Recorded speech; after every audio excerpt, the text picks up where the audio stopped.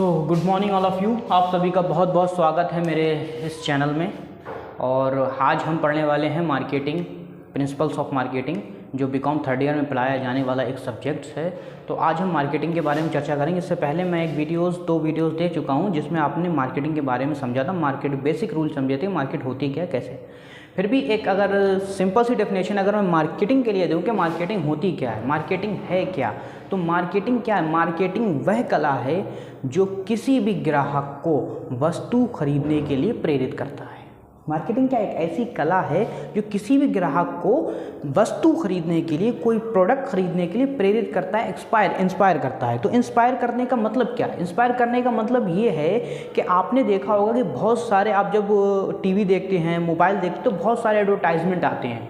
कभी कभी क्या होता है कि जो एडवर्टाइजमेंट आते हैं उसमें से कुछ एडवर्टाइजमेंट ऐसे आते हैं कि आपको वो प्रोडक्ट लेने का दिल करने लगता है। उस ऐड से आप प्रभावित होकर वो प्रोडक्ट खरीदने लगते। तो मार्केटिंग यही मार्केटिंग है। मार्केटिंग क्या है कि किसी भी वस्तु को खरीदने के लिए किसी भी ग्राहक को, किसी व्यक्ति को प्रेरित करती है, उसको जो है ना उत्साहित करती है उस वस्तु को खरीदने के प्रति। तो ये एक छोटी सी मार्केटिंग की डेफिनेशन मैंने आपको बताई है। फिलहाल मैं आज मार्केटिंग की डेफिनेशन पे बात नहीं करूँगा, उस पर मैं पहले बात कर चुका हूँ। आज मैं बात कर रहा हूँ आपका मार्केटिंग में। देखिए, मार्केटिंग की दो विचारधाराएं हैं। पहली जो है वो पुरानी विचारधारा है, दूसरी जो है ना वो आधुनिक विचारधारा। जैसे पुरानी को हम परंपरागत विचारधारा भी कहते हैं और दूसरी जो है वो आधुनिक विचारधारा है। तो आज हम उन दोनों के अंतर को समझेंगे। What is the different between the जो अभी की विचारधारा उसकी और जो ओल्ड विचारधारा उसमें क्या डिफरेंस है। तो डिफरेंस में सबसे पहला है उपभोक्ता की संतुष्टि, कस्टमर सेटिस्फैक्शन। मैंने इंग्लिश में भी इस बार लिख दिया है ताकि आप लोग, क्योंकि कुछ इंग्लिश मीडियम के स्टूडेंट के मेरे पास कॉल आया था, उन्होंने मुझसे कहा था कि सर क्या आप उसे इंग्लिश में भी एक्सप्लेन कर सकते हैं। तो इसलिए मैं कोशिश करूंगा कि इंग्लिश और हिंदी दोनों में एक्सप्लेन करूं ताकि हिंदी मीडियम और इंग्लिश मीडियम के जितने भी स्टूडेंट्स हैं वो सभी समझ सकें। तो पहला क्या है? उपभोक्ता की संतुष्टि। देखो, मार्केटिंग में क्या होता है कि पुरानी जो मार्केटिंग थी, यानी पुरानी तरीके जो थे मार्केटिंग के, उसमें क्या करा जाता था? उसमें उपभोक्ता की संतुष्टि यानी कस्टमर के सेटिस्फेक्शन को ध्यान में नहीं रखा जाता था। वो प्रोडक्ट बनाते थे, बाजार में बेचते थे, प्रोडक्ट बनाते थे, बाजार में बेचते थे। इसमें मार्केटिंग, इससे क्या होता था कि वो प्रोडक्ट अपने मन से बनाते थे। जैसे मान लीजिए एक तेल का पैकेट है, ऑयल का एक पैकेट है, पहले 1 किलो का आता था, फिर वो आधा किलो में भी आने लगा, अब वो 200 ग्राम का भी थोड़ा आने लगा है। तो ये क्या है? पहले क्या था? सिर्फ 1 ही किलो का आता, जिसको चाहिए वो 1 किलो का है, उससे कम का पैकेट मार्केट में उपलब्ध नहीं है। तो अब हम क्या करते हैं? तो इससे क्या होता था कि जिनको आधा किलो तेल चाहिए है वो भी उन्हें 1 किलो का पैकेट खरीदना पड़ता था, जिन्हें 200 ग्राम ऑयल चाहिए उन्हें भी 1 किलो का पैकेट खरीदना पड़ता। मतलब मार्केटिंग में क्या थी? सेटिस्फैक्शन नहीं था। एक अमुक वस्तु थी, उसी को आपको खरीदना है, कोई आपके पास चॉइस नहीं थी। लेकिन आधुनिक विचारधारा में क्या हुआ? इन सबको अब जो आधुनिक विचारधारा है वो कस्टमर के सेटिस्फेक्शन पर डिपेंड करती है कि कस्टमर प्रोडक्ट को किस रूप में खरीदना चाहता है, बड़े रूप में, छोटे रूप में, उससे छोटे रूप में। आपने देखा हो फेयर एंड लवली क्रीम बड़ी पैकेट में भी आती है और 7 रुपये और 10 रुपये के जो पैकेट आते हैं उसमें भी आती है। क्यों? ताकि जो उनका कस्टमर है वो उनसे सेटिस्फाई रहे, उनसे राज़ी रहे। वो क्या करते हैं? कस्टमर के सेटिस्फैक्शन पर काम करते हैं। कस्टमर किस हालात में है, क्योंकि हर कस्टमर की इकोनॉमिक कंडीशन एक जैसी नहीं होती है। अब कोई तो है जो फेयर एंड लवली का बड़ा पाउच खरीद सकता है, लेकिन कोई है वो 10 रुपये वाला ही खरीदता है। तो इसलिए आधुनिक विचारधारा क्या करती थी? वो उपभोक्ता की संतुष्टि को ध्यान में रखती थी। और पुरानी जो विचारधारा है, परंपरागत जो विचारधारा है, वो कभी भी इसको ध्यान में रखकर कार्य नहीं करती थी। तो इसका काम क्या होता था? कस्टमर को, पुरानी विचारधारा का काम क्या था? कस्टमर को सामान बेचना, सेटिस्फेक्शन का कोई महत्व नहीं था। लेकिन अब सेटिस्फेक्शन का बहुत अधिक महत्व है। अगर आप कस्टमर को सेटिस्फाई नहीं कर पा रहे हैं तो आपका प्रोडक्ट नहीं बिकेगा। अगला है आपका लाभ कमाना, प्रॉफिट अर्निंग। देखो, पहले क्या था? पहले था आपका काम कि आपने व्यापार खोला। पुरानी विचारधारा के अनुसार एक व्यक्ति का काम, मेन काम होता था लाभ कमाना। व्यापार खोला, दैट मीन अब उसे लाभ चाहिए, उसे प्रॉफिट चाहिए ही चाहिए, उसे प्रॉफिट के लिए खोला। लेकिन अब जो विचारधारा, उस विचारधारा के अनुसार लाभ कमाने से साथ साथ उपभोक्ता की संतुष्टि भी ज़रूरी है। तो हम ऐसा कह सकते हैं कि पुरानी विचारधारा के अनुसार केवल व्यापार का उद्देश्य लाभ कमाना होता था, लेकिन नई विचारधारा के अनुसार अब लाभ कमाने के साथ साथ उपभोक्ता की संतुष्टि, कस्टमर सेटिस्फैक्शन भी ज़रूरी हो गया है। अगला है विपणन के कार्यों में संबंध। पहले क्या होता था कि कोई भी कार्य विपणन के कार्य से संबंध नहीं रखता था। अब विपणन सभी कार्य क्या है, विपणन के कार्य मार्केटिंग से संबंध रखते हैं, मार्केटिंग से मिले हुए होते हैं, मार्केटिंग से उनसे रिलेशन होती है कि मार्केटिंग इस तरह से करी जाती है कि सारे कार्यों को ध्यान में रखकर करी जाती है। अगला क्या, उपभोक्ता संचालित। उपभोक्ता संचालन में क्या होता है कि उपभोक्ता की राय को ध्यान में रखा जाता है, उपभोक्ता की राय को ध्यान में रखा जाता है, उनकी मर्जी को ध्यान में रखा जाता है, जो पुरानी धारा में नहीं करा जाता था लेकिन नई धारा में अब किया जा रहा है। इस बात को ध्यान रखिएगा, डिफरेंट बता रहा हूँ दोनों के मैं। अगला क्या, उपभोक्ता अनुसंधान। पहले क्या होता था कि उपभोक्ता अनुसंधान यानी कस्टमर रिसर्च। मैंने यहाँ जो सी बनाया है इसका मतलब कस्टमर से, जगह छोटी थी तो मैंने सी बना दिया है सिर्फ कस्टमर की जगह पर।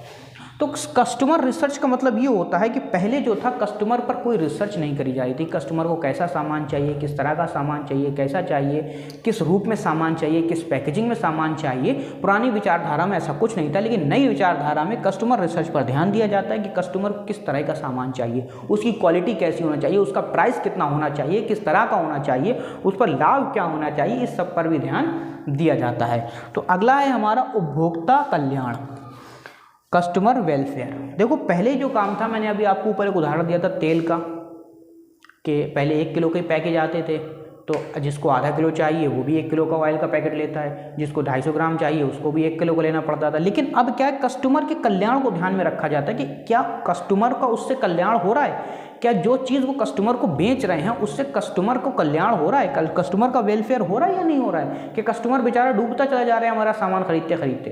तो क्या करना पड़ता, पहली पुरानी विचारधारा में ऐसा कुछ नहीं था, लेकिन नई विचारधारा में इस बात को ध्यान में रखा गया कि कस्टमर वेलफेयर भी होना चाहिए। अगला है सामाजिक दायित्व, सोशल रिस्पॉन्सिबिलिटीज़। देखिए अब क्या है, कोई भी कंपनी अगर काम करती है तो उसको अपने सोशल यानी सामाजिक रिस्पॉन्सिबिलिटीज़ को भी ध्यान में रखना पड़ेगा। यानी आपने देखा हो पहले जो ईंटों के भट्टे बनते थे, जहाँ ईंटें बनाई जाती हैं, वो गाँवों में बना दिए जाते थे, कहीं हर जगह बना दिए जाते थे। लेकिन अब क्या है, उसके लिए खुली जगह का कर दिया है कि इसके लिए खुली जगह होना चाहिए ताकि इससे निकलने वाले धुएँ को किसी से नुकसान ना हो। मतलब अब सोशल रिस्पॉन्सिबिलिटीज़ को ध्यान में रखा गया। पुरानी विचारधारा में ऐसे नहीं, पहले केमिकल फैक्ट्रियाँ बाज़ारों में लगा दी जाती थी, लेकिन अब ऐसा नहीं। अब केमिकल फैक्ट्री कहाँ लगाई जाएगी, जहाँ से उसका नुकसान, उसके गैस से होने वाले नुकसान किसी को ना हो सके। मतलब आपको सोशल रिस्पॉन्सिबिलिटीज़ को भी निभाना होगा, आपको सामाजिक दायित्व को भी ध्यान में रखना होगा। तो ये थे हमारे सारे आधुनिक विचारधारा के सारे टॉपिक, जो आई होप आप लोगों के सब समझ में आ गए होंगे कि इसमें उपभोक्ता संतुष्टि यानी कस्टमर सेटिस्फेक्शन क्या होता है, लाभ कमाना, प्रॉफिट अर्निंग कैसे होती है, उपभोक्ता के संबंध कैसे होते हैं, रिलेशनशिप और संचालन कैसे होता है, संचालित कैसे होता है, उपभोक्ता अनुसंधान कस्टमर रिसर्च क्या कहलाती है, उपभोक्ता कल्याण कस्टमर वेलफेयर क्या होता है, और सामाजिक दायित्व क्या होते हैं।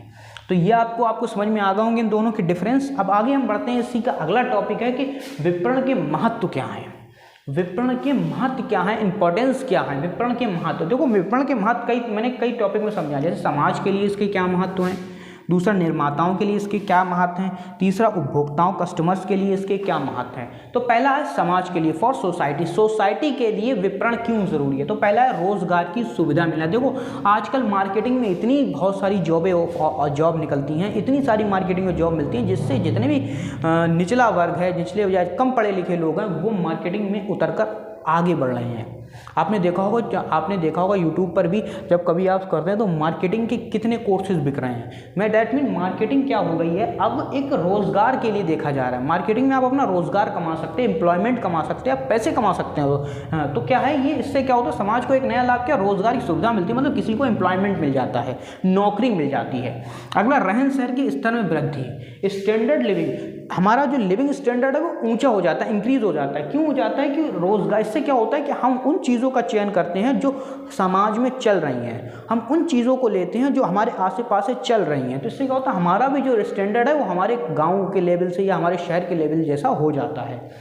अगला क्या, अर्थव्यवस्था को मध्यकाल से बचाना। इसका जो मैंने इंग्लिश में नीचे लिख दिया और राष्ट्रीय आय का लिखना मैं भूल गया, तो इसका जो है यहाँ पे लिखा हुआ है, सेव इकोनॉमी फ्रॉम, क्या होता है, अर्थव्यवस्था को मध्यकाल से बचाना, डिस्पेशन से बचाना। क्यों बचाना, कि अर्थव्यवस्था को मध्यकाल से बचाने का यही एक तरीका है कि हमारी अर्थव्यवस्था डूब ना जाए मध्यकाल में भी, उसके लिए आपको मार्केटिंग यानी विपणन का बहुत बड़ा हाथ होता है।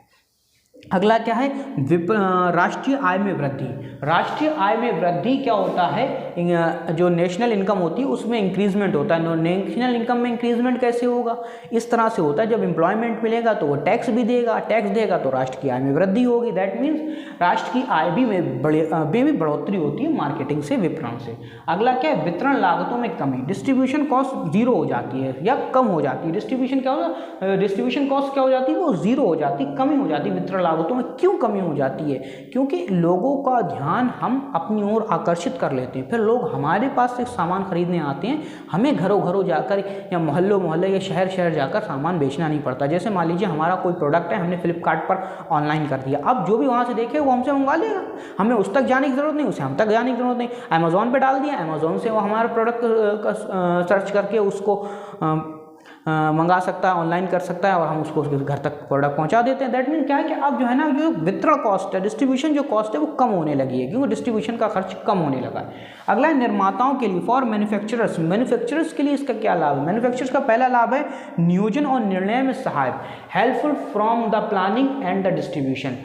देखो, जब भी कोई उपभोक्ता कोई प्रोडक्ट बनाता है तो सबसे पहले उसकी प्लानिंग करता है, उसके डिस्ट्रीब्यूशन की कॉस्ट को निकालता है कि डिस्ट्रीब्यूशन में कितना खर्च आएगा। ये जो विपणन है ये इस चीज़ में उसकी सहायता करता है। कैसे सहायता करता है, प्लानिंग में सहायता करता है कि उसे कौन सा प्रोडक्ट बनाना है, प्रोडक्ट को कितनी क्वांटिटी में बनाना है, कौन कौन से पैकेजेस बनाना है, 1 किलो का पैकेज बनाना है, फिर आधा किलो का बनाना है या 200 ग्राम का पैकेज बनाना है। ये सारी चीज़ें आप में उसको प्लानिंग करने में हेल्प करता है और डिस्ट्रीब्यूशन कहाँ कैसे करना है, कैसे उसको डिस्ट्रीब्यूशन करना है।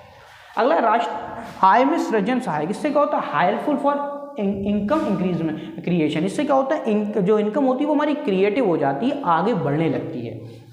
वितरण में सहायक, हेल्पफुल फॉर डिस्ट्रीब्यूशन, डिस्ट्रीब्यूशन में भी सहायक होता है ये। अगला क्या है, सूचनाओं का आदान प्रदान हो जाता है। इससे क्या होता है, सूचनाएं मिल जाती है। जैसे मार्केटिंग एक ऐसी चीज़ है कि मार्केटिंग से अगर मैं ये पता करना चाहूँ कि मेरे बाजार में, जिस शहर में मैं रहता हूँ, इस बाजार में कौन सी चीज़ ज़्यादा बिकती है, तो मैं मार्केटिंग के जरिए पता कर सकता हूँ कि ये चीज़ इस बाजार में ज़्यादा बिकती है बाकी चीज़ों की अपेक्षा। तो अगला क्या, उपभोक्ताओं को, कस्टमर्स को इससे क्या लाभ होता है, कस्टमर को पहला होता है निर्णय लेने में सहायक हो जाता है, निर्णय लेना सुगम हो जाता है, मतलब वो इसके लिए आप निर्णय ले सकते हैं, अपना निर्णय ले सकते हैं। कैसे निर्णय ले सकते हैं, निर्णय इस तरह से ले सकते हैं कि देखिए अब मार्केट में एक जैसी, जैसे आप फ़ोन खरीदने जाएं तो एक जैसे कई फ़ोन मार्केट में उपलब्ध हैं, अलग अलग कंपनियों के उपलब्ध हैं। तो अब हमें निर्णय कैसे लेना है, तो निर्णय हम मार्केटिंग के हिसाब से ले सकते हैं कि किसकी क्या फीचर्स हैं, किसके क्या फीचर्स हैं, किसको कैसे काम करना है, किसको कैसे काम करना है, इन सारे बारे में हम इससे ले सकते हैं। तो कस्टमर को एक आइडिया हो जाता है। अगला क्या है, नई वस्तुओं की जानकारी मिल जाती है। एडवर्टाइजमेंट से क्या होती है, नई वस्तुओं की जानकारी मिलने लगती है। हम टीवी पर कोई ऐड देखते हैं, उससे क्या होता है, हमें नई वस्तु पता लग जाती है। अरे यार ये वाली वस्तु भी आई है, अरे यार ये वाला प्रोडक्शन भी आया है, अरे यार ये नई सिम आई है, ये नया कंपनी आई है, ये नई चीज़ें बना रही है, लाओ इसको चेक करें। तो क्या होता है, हमें नई वस्तुओं की जानकारी मिल जाती है। कम कीमत पर वस्तुएं मिल जाती है। कम कीमत पर वस्तुएं मतलब यह है कि एक ही तरह की कई वस्तुएं हमारे बाजार में उपलब्ध हैं, अलग अलग कंपनी की, और हर कंपनी का अलग अलग रेट होता है। तो हमें क्या होता है, जो सबसे कम होता है हम उसको खरीद सकते हैं। तो इस तरह से ये हमारे परंपरागत अंतर और विपणन में महत्व आप लोगों के समझ में आ गया होगा, आई होप। और अगर फिर भी ना समझ में आए तो स्क्रीन पर जो नंबर आ रहा है उस पर कॉल करके आप इसको समझ सकते हैं और अच्छे से। फिलहाल ये हमारा आज का टॉपिक यहीं पे ख़त्म होता है। मिलते हैं अगली वीडियो में मार्केटिंग की। Thank you very much.